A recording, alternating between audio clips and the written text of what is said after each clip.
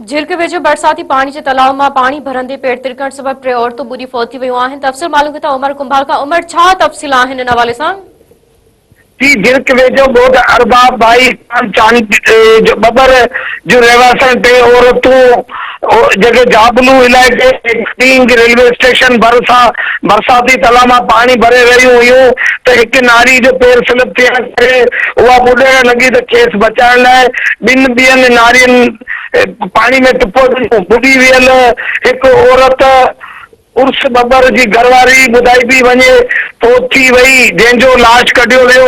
ॿिनि नारियुनि उमर ऐं मिर्चू बबर जी धीअरुनि खे बेहोशी हालत में ॻोठाणनि कढी वरितो, जिन खे तेलका अस्पताल कोटड़ी पहुचायो वियो, जिते उहे पिणु फौत थी वयूं। डॉक्टरनि पारां संदसि बेहोश बाद फौत थियण जी तस्दीक।